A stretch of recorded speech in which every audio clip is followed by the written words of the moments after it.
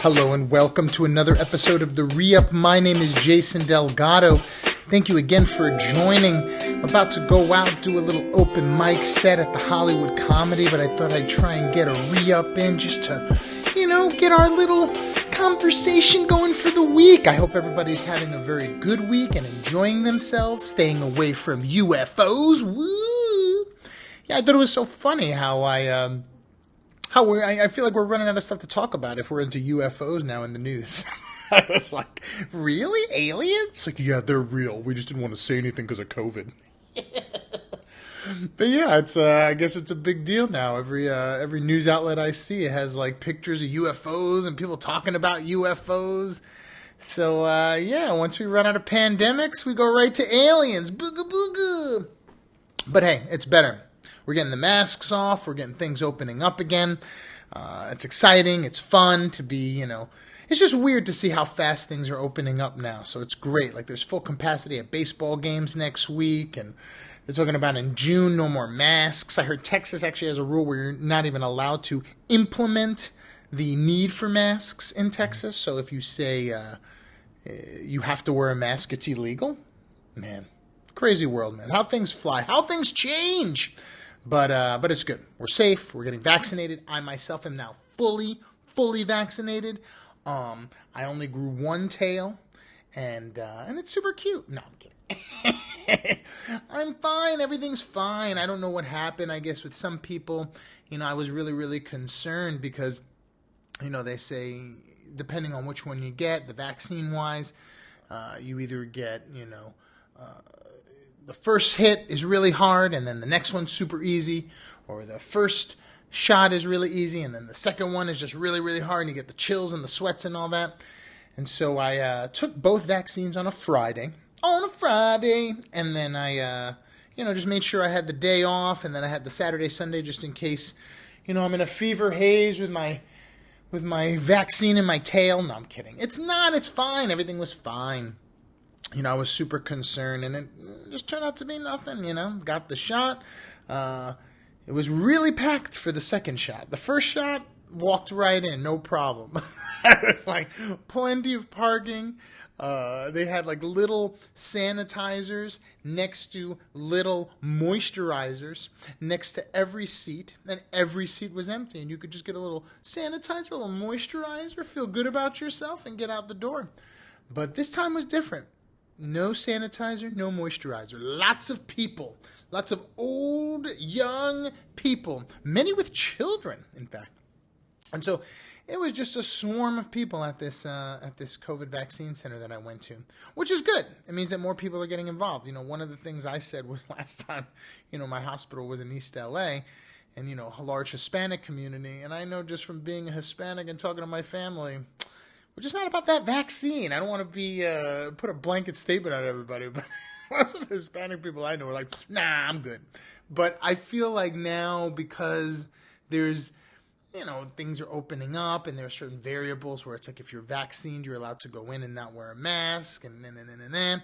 I think it's starting to get out into the world where it's becoming beneficial to people. I don't think, for the most part, people at East LA really care too much about protecting senior citizens or about, avoiding the spread and containing herd immunity. I think it's more like we get those seats at the Dodger games, so let's go.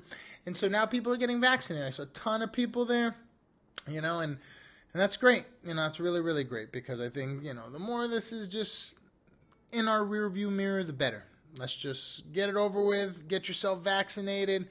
Let's just get back to life. They're not tracking you, I promise. Or are they? But no, I'm kidding. Honestly, I think it's it's silly the way people go about this fear paranoia thing for the vaccines. But hey, everybody's allowed to live their life, so do your thing.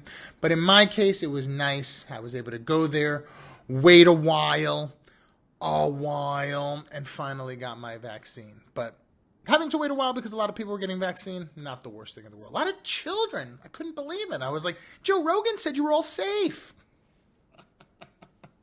But yeah, there were kids, old people, young people, middle-aged people. And it was kind of a bit of a zoo, to be quite honest with you. Many people there, like at one point, they were just like, who's next? I was like, aren't you supposed to tell us who's next? Be honest, who was here next? It's like, me, can I go? And then they were like, give you the shot, and then they're like, well, sit out, wait 15 minutes just to see if anything, comes up or if anything gets weird. And I just kind of skadoodled my way out the door. Nobody really said anything. So I was like, I'm not going to sit in a full lobby for 15 minutes and just wait to see if I pass out. I'd rather pass out on the road. I'm kidding. I gave it like 5 minutes, but then I was like, we're good. Whatever we got, we're fine. So I was able to I had to double park the car. It was nuts. It was a zoo. But that zoo allowed me to hop in, say I was fourth when I really wasn't, got my shot, walked right out the door, got home. Absolutely fine. Very, very, very, very grateful. So, I'm vaccinated. I got my card. I'm ready to go to the belly room at the Comedy Store. But it's true, man. Like, there are all these places that are just like, you cannot come here unless you're fully vaccinated and have proof. A lot of them are like comedy clubs, like indoor comedy clubs or like indoor establishments. Excuse me. And I think a lot of that is going to be kind of the norm going forward. Like, I know there was this whole thing about like, you can't tell people that you can't segregate people based on vaccine and not vaccine. It just has to be everybody. It's like, it's going to happen anyway. You know what I mean? I also think they should give out cards, like better cards, like a platinum visa for your vaccine. I got this like little rinkety dinkety cardboard thing. I got photoshopped that thing. Oh yeah, I am Richard Nixon with the vaccine. I don't, there's no real like seal or like embroidering on it or like thing that you could put under a black light that says it's legit. It's just like a little index card that goes like, I'm a doctor, you are okay. I was like, all right, maybe we can get, I don't know, like a little AAA card or just something we could fit in our wallet. Plus it's like so big it doesn't fit in the wallet. So it's like, I took a picture of it and I, saved it in my favorites. Who cares? But like, I really do think that that's going to be a thing. I think that there's going to be, in a way, that's already happening, some kind of segregation where it's, if you're a vaccine, you can come in or you could sit in this section. But if you're not, you go with the paranoid crazies. And so I think that is going to, bother people a little bit. But I think it's going to be one of those where I think the benefits of getting to do stuff outweigh the negatives of crazy government tracking theories. So I'm glad that it's happening. I'm glad it's spreading more and more and that the word is getting out there to get vaccines so we can have a good summer, have a fun, regular summer. So that's exciting. Been doing a lot of stand-up. Like I said, I got a show or an open mic tonight. I'm going to try some jokes, see how they go.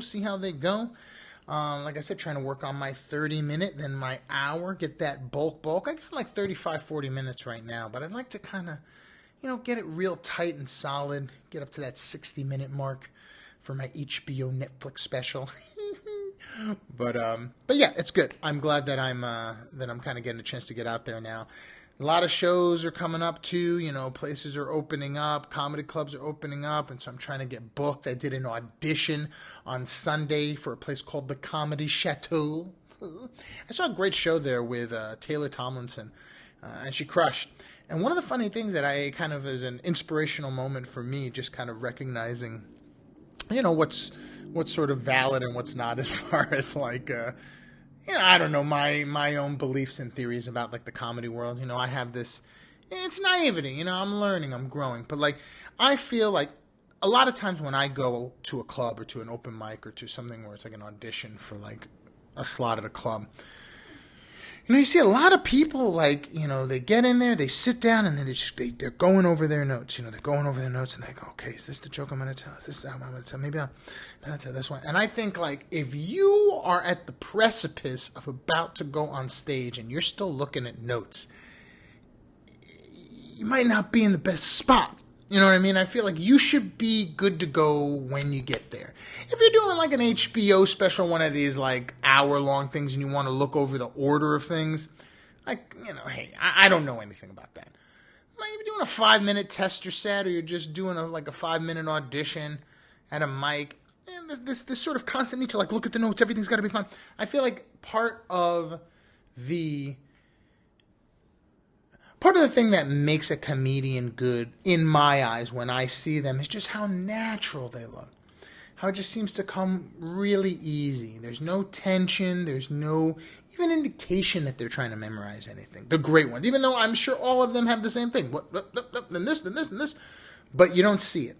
It's masked in sort of a confidence, and I like that. I like when I see a comedian who's just seems very natural, and I feel like for the most part you can't really fake that. You know what I mean? Like you can be. Excuse me, like somewhat, confident as far as like you can have your clothes out and you can use your voice and do that. But there are these indications that after a while you can kind of see they're trying to memorize something, they're trying to pull something, they're trying to be clever, and you could see the wheels turning. And look, this is super hard to do, this comedy thing, so I completely understand. But I like that there is a bit of a magic to it when you see somebody just go up on stage and like, hey, everybody, this is the easiest thing in the world. And it's so funny and so rich and so dense with good bits that you feel like it just came off the top of their head. And I think like that, in part, can't be faked. Like you have to be that way before you get into the room or before you get up on the stage. You got to be in that zone so that way that comes across and you're not trying to fake it with like machinations.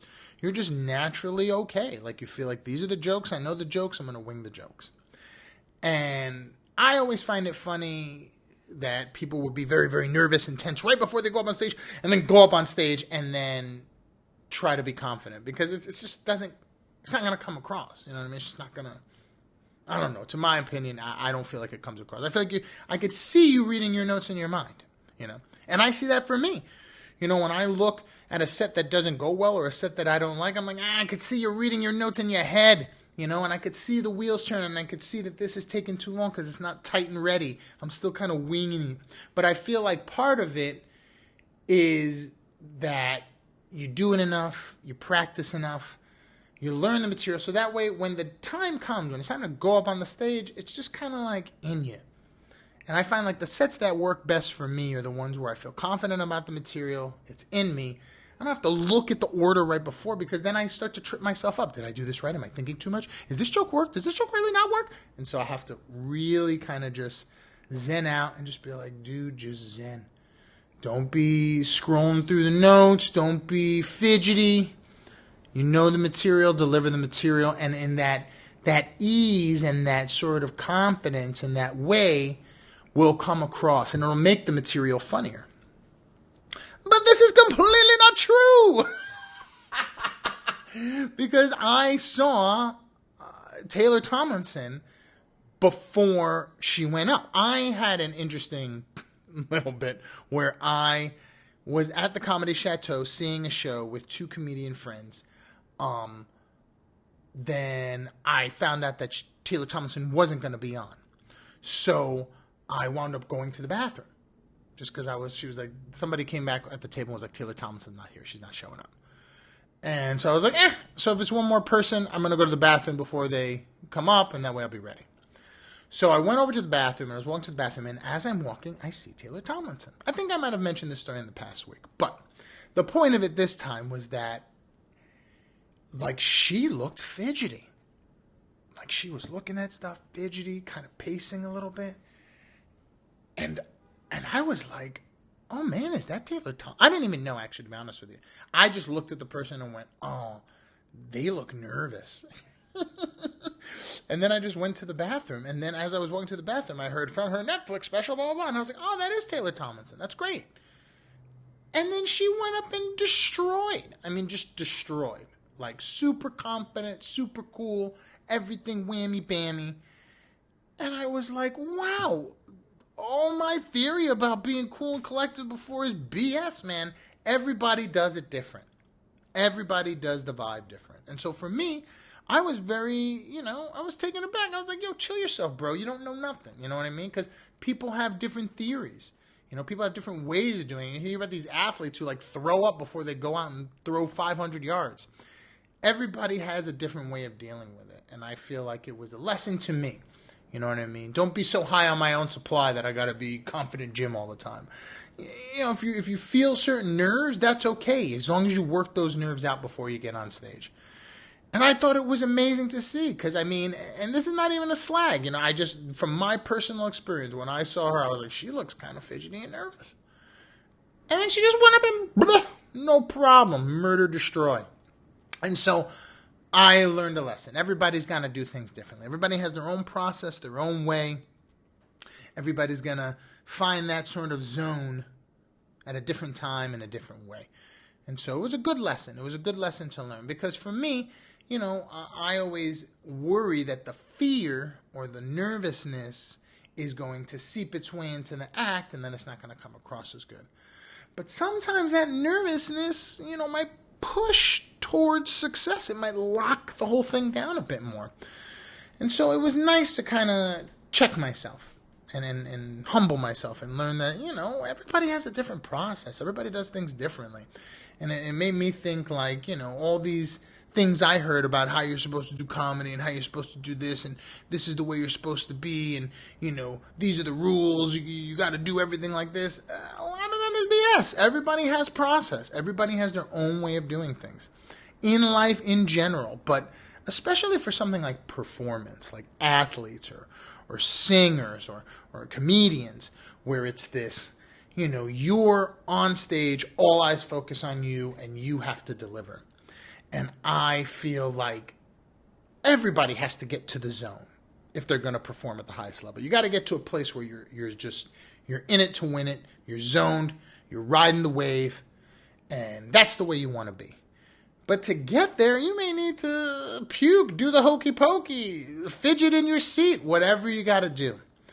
And I feel like the process is the most important thing, learning the process.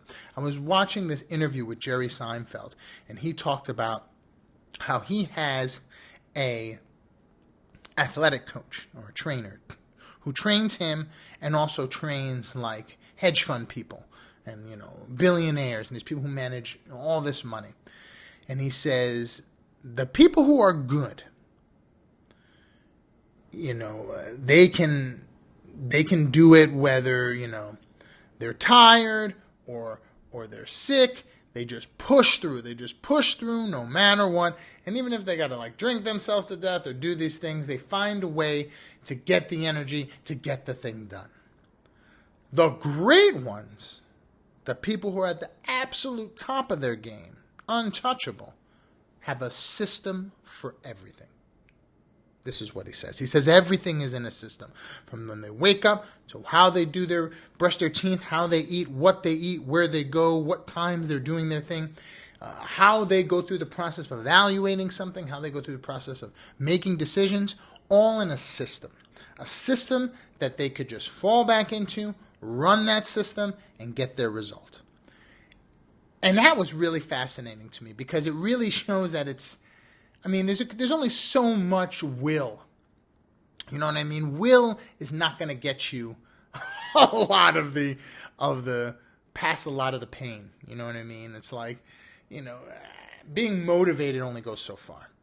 You have to have a system. You have to have discipline. You have to have something that you can punch your problem into that has always worked to evaluate a problem and punch it through that system. Because the more sort of systems that you have set up, the less you're thinking, you know what I mean? Should I do it like this? Should I do it like that? And so I find like I like having systems for things. And I notice the things that work best for me are things I have systems for. The things that I'm still kind of nilly-willy on are things that I'm just like, should I do it like this? Should I do it like this? Sometimes it works like this. Sometimes it works like this. But when it's in a system, it's locked. And some people, that's their system. I know I'm going to get nervous beforehand. I know I got to just shake it off. And I know when I get up and grab the mic, it's going to snap. For me, I know I got to be confident beforehand, know my stuff, so that way when I'm in there, I'm not looking through the notes and fidgety. It's just kind of in me. But other people have other systems and other methods of doing stuff. And it's not about willing yourself to do it or having the motivation to do it. It's about having a discipline to say, like, this is how it is. This is how I do it. I plug it into this system, and this is how it comes out. Even if it doesn't look right to everybody, even if you might look nervous or even if you might feel dumb, If you got to go sim sala every time you got to do something great, but every time you do that sim sala, it works, do the sim sala, because it's about getting it done, right? It's not about how it looks or why it is. It's about whatever it is, this is my system and it works. And I think to have a system for everything would be amazing. But right now, I don't have the hedge fund for that. But I'd like to develop more of a system for, getting new material. Right now, it's just sort of in the ether. And then I sit down and I write it and I review it and I do that stuff. And so I feel like it is in a little bit of a sort of a regimented process, but I'd like to get it to be regular. One of the other things in this Seinfeld interview we just talked about, from 7 to 12, nobody talked to me. I'm on my own, I'm doing my thing, I'm mulling jokes, I'm setting that time aside for me. And then after that, I could be bothered with whatever. And I thought that that's a great way to do it. You know what I mean? Put yourself in a position where you're locking yourself into a certain amount of hours, so you can kind of mull and figure stuff out, and then use that time to sort of develop a system or develop a methodology with which you can create. I don't have 7 to 12 every day. I'm not Seinfeld, but I do know that I'd like to block off more time, block off a section where I go like, this is just a 2-hour slot where I'm not going to do anything.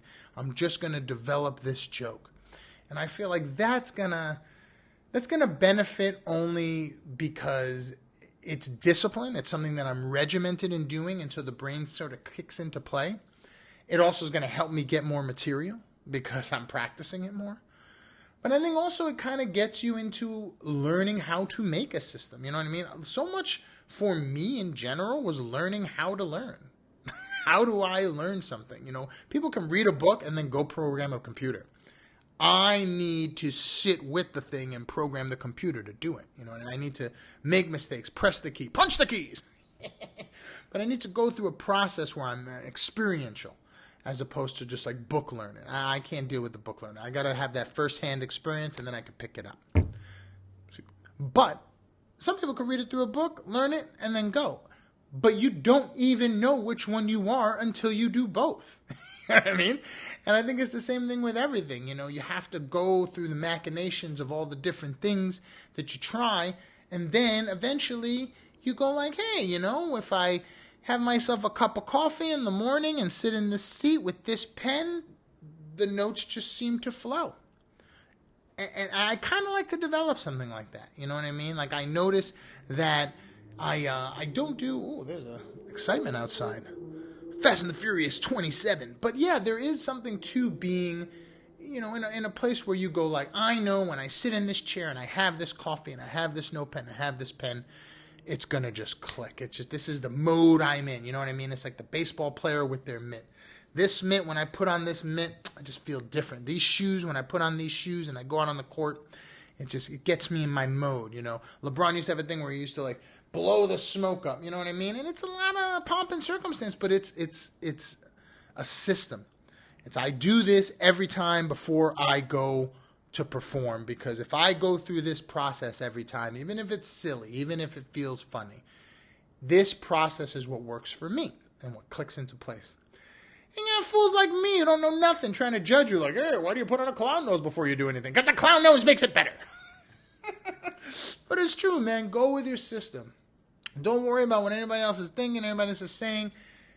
Do what you need to do to get yourself into the position where you're performing at the highest level.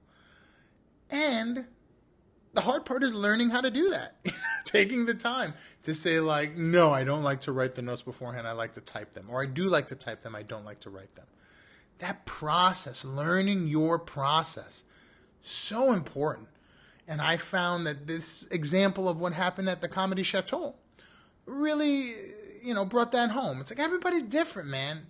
You could be a crusher and be nervous. You could be awful and be confident. You know what I mean? It's like one does not lead to the other. Whatever process gets you to where you need to be is the right thing. And I think it's humbling for me because it makes me feel like, man, it's like, what if I was nervous? Maybe I'm 20 times as better if I'm nervous. I don't know. I have to learn to experience these things and kind of just learn the methodologies behind how I learn more things. Like I know how I like to write jokes and I know how I like to sort of do certain things. Like if I'm going to work on a project or a story, I do my outline, I do it in pen and paper, I sit. But it's not super, super system yet. Sometimes I type, sometimes I sit in a different chair, sometimes I do a different thing. I want to get it into this nice, English professor sort of way where I'm just like, I sit in my chair with my bifocals and my tea and my blue pen and my yellow pad and I create magic or whatever that variable is. I want to, try to see like, hey, if I put this mitt on and put these shoes on and do this thing, it gets me in the mode every time. Dumbo and the feather, same theory. And so that's what I'm kind of doing, developing myself, learning, to sort of learning how I learning how I work best, And there are certain things that I do have set and certain things that I do feel, this is my process. But then there are other things that I'm like, sometimes I type, sometimes I write, sometimes I sit, sometimes I stand. And that might be okay too, but it still feels too sort of loosey-goosey up in the air. It doesn't feel, like I know when I sit in this area and I do this thing, this is my zone and now I'm ready. And I want to be more in that zone because the more you can learn how to get in the zone, the more in the zone you can be. And then Netflix specials abound. But yeah, that was this week. Lots of learning, humbling experiences, doing comedy on the road, and trying to be great. So learn your process, trust your process. Don't let fools like me tell you your process is wrong. You just go out and crush and be you however you get there. And that was the thing I learned. I chilled myself. Chill, Jason. Everybody does it different. And maybe you can learn something from that. So I pass that on to you and anyone else who made it this far into the ReUp. I really, really appreciate it. I'm going to go off and do some stand-up comedy at an open mic, but this has been so much fun. My name is Jason Delgado. This has been the ReUp. Again, please follow me on the gram. Fun graphics should be displaying here. I'm at Baja's Grill on May 22nd. 6 p.m. Free show. Great margaritas. May 28th, I am at the Hollywood Comedy on Melrose. Excellent show. That's going to start at 7 o'clock. Tickets are $15, but you get a free drink. I'll have posters and flyers and such. And also I got gear. Just got my new sweatshirt. Got my new gear on. Everything's looking fly and fresh. This is not mine, but it's just a cool shirt, so I had to wear it, and it was clean. But yeah, I got a lot of cool gear, so check that out as well. And yeah, thanks for making it this far. I really appreciate it. My name is Jason Delgado. This has been the ReUp, and I will see you on the next one.